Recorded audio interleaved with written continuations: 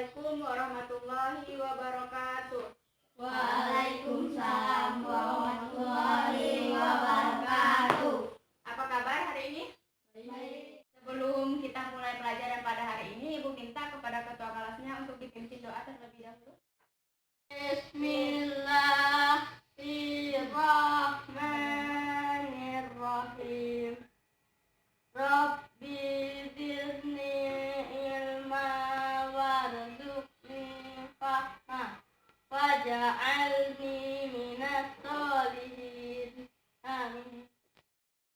Allah, tambahkanlah aku ilmu dan berilah karunia untuk dapat memahaminya, dan jadikanlah aku termasuk golongan orang-orang yang soleh. Amin. Alhamdulillah, baik ya, Ibu absen dulu ya. Ilham. Hadir Bu. Mawi Saputra. Bu. Reno. Hadir Bu. Sugianto. Hadir Bu. Baik, hadir semua ya hari ini. Nah, sebelum Ibu lanjut, Ibu mau tanya materi minggu lalu. Masih ingat materi minggu lalu? Kita membahas apa? Ya, baik. Nah, sekarang ada yang tahu kalau hari ini kita akan membahas apa? Nah, sekarang hari ini kita akan membahas materi tentang pengurusan jenazah. Sebelum Ibu lanjutkan, Ibu akan sampaikan tujuan pembelajaran terlebih dahulu. Yang pertama, siswa dapat menjelaskan kewajiban umat Islam terhadap orang yang meninggal dengan baik dan benar. Yang kedua, siswa dapat menjelaskan tata cara memandikan jenazah dengan baik dan benar. Nah, ada yang tahu jenazah itu apa? Sekarang kita akan membahas materi tentang sakaratul maut. Ketika manusia akan mengalami kematian, manusia ini akan mengalami gejala-gejala seperti yang pertama itu dinginnya ujung-ujung anggota badan, seperti ujung tangan, ujung kaki. Dia juga akan merasakan lemah, kantuk, dan kehilangan kesadaran. Dan hampir tidak bisa membedakan segala sesuatu karena kekurangan oksigen dan kekurangan darah. Sampai di sini paham? Nah, di dalam Quran surah Al-Qaf ayat 19, Allah Subhanahu wa taala telah menjelaskan firman-Nya. Mari kita baca bersama-sama Quran surah Al-Qaf. Jelaskan semua? Mari kita baca sama-sama.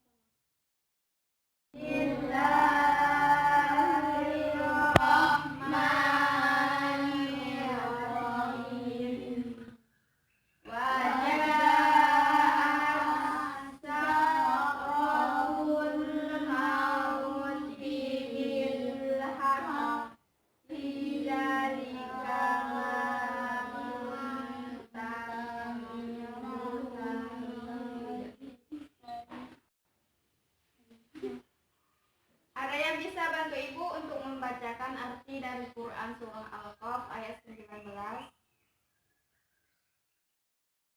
Ya, silakan. Dan datanglah sakaratul maut yang sebenar-benarnya. Itulah yang kamu selalu lari daripadanya. Quran surah Al-Qaf ayat 19. Ada 3 hal yang harus kita lakukan ketika kita menjumpai orang yang baru saja meninggal. Ada yang tahu yang pertama apa? Yang pertama, ketika matanya terbuka, kita harus menutupnya dengan mengurut pelupuk matanya pelan-pelan. Yang kedua, apabila mulutnya terbuka, kita harus menutupnya dengan cara ditali atau selendang, agar mulutnya ini tidak terbuka kembali. Nah, yang ketiga, menutup seluruh anggota badan sebagai penghormatan. Sampai di sini paham? Alhamdulillah paham ya. Sekarang mengenai pengurusan jenazah, proses pengurusan jenazah. Nah, ketika kita menjumpai orang meninggal, kita ini harus mengurus jenazah tersebut. Ada 4 tahap dalam mengurus jenazah. Yang pertama, ada yang tahu? Tidak. Memandikan jenazah. Yang kedua, ada yang tahu? Tidak. Mengafankan jenazah. Yang ketiga, tidak. Mensolatkan jenazah. Yang keempat, ada yang tahu yang keempat apa? Kubur. Ya, benar, menguburkan jenazah. Jenazah berasal dari bahasa Arab yang artinya mayat. Ada yang tahu hukum mengurus jenazah apa? Fardu kifayah. Bu. Ya, benar. Jadi hukum mengurus jenazah adalah fardu kifayah. Nah, yang artinya ketika ada orang yang meninggal di dalam suatu kampung, maka semua orang ini harus wajib mengurusnya. Ketika tidak diurus, maka satu kampung itu akan mendapat dosa. Nah, sekarang Ibu cuma membahas materi tentang memandikan jenazah. Jadi memandikan jenazah adalah membersihkan atau mensucikan tubuh mayat dari kotoran atau najis yang melekat di dalam tubuhnya. Nah, jenazah laki-laki ini dimandikan oleh laki-laki, jenazah perempuan dimandikan oleh perempuan. Begitu juga sebaliknya, kecuali suami ataupun istri ataupun mahramnya. Ketentuan dan tata cara dalam mengurus jenazah. Yang pertama yaitu syarat jenazah yang akan dimandikan. Yang pertama, agama Islam, beragama Islam. Yang kedua, tubuh atau anggota badan masih ada.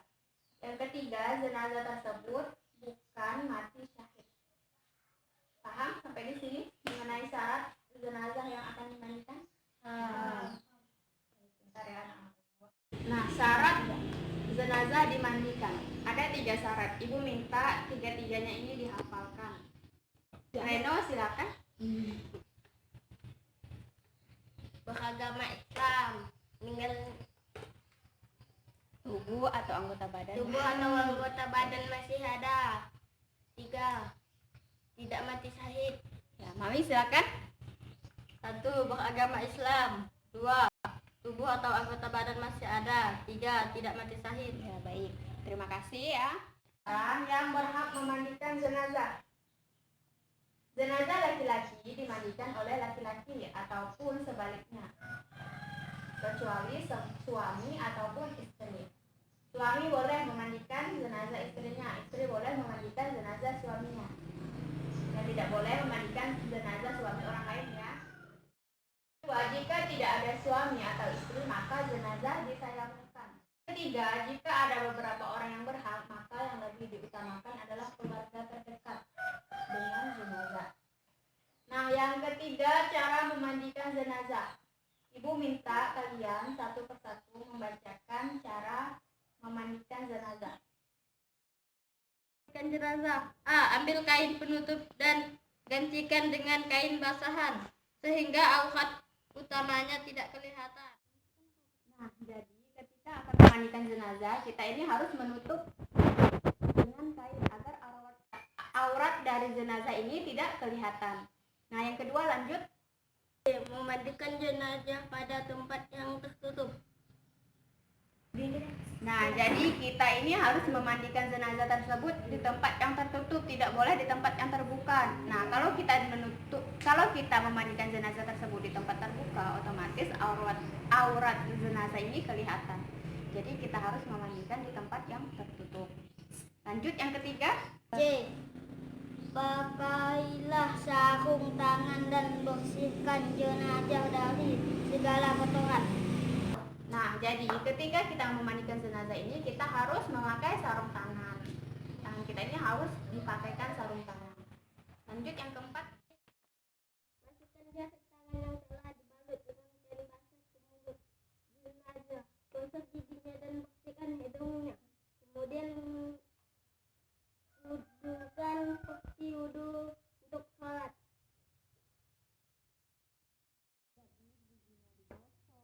Hidungnya juga dibersihkan dan diwudukan seperti kita mau sholat. Paham ya sampai di bagian F? Paham. Lanjut. G. Siramkan air ke tubuh yang sebelah kanan dahulu, kemudian ke sebelah kirinya. Nah, kita harus mendahulukan yang kanan terlebih dahulu, baru yang kiri. Selanjutnya.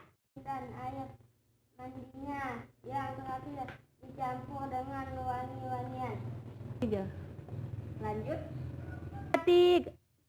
Perlakukan jenazah dengan lembut ketika membalik dan menggosok anggota tubuhnya. Lanjut. K. Jika keluar najis dari jenazah itu setelah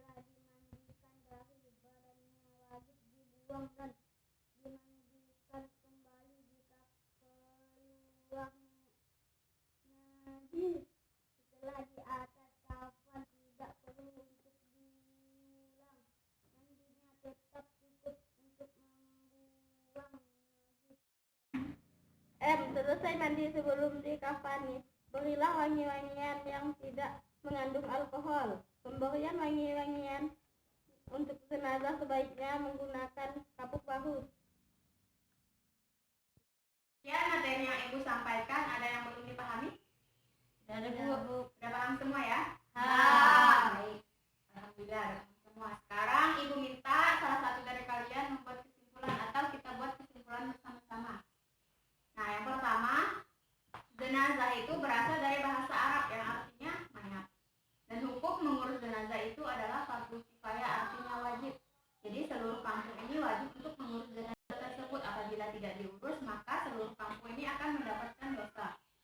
Nah, kita memandikan jenazah itu artinya mensucikan jenazah dari kotoran dan najis yang melekat dari tubuhnya.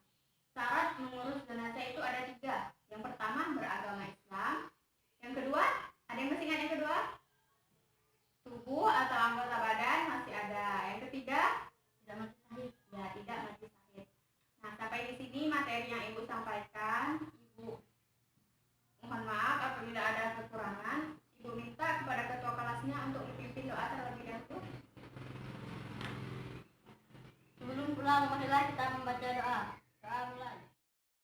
Sebelum pulang, marilah kita membaca doa. Doa mulai. Bismillahirrahmanirrahim. Wal asri.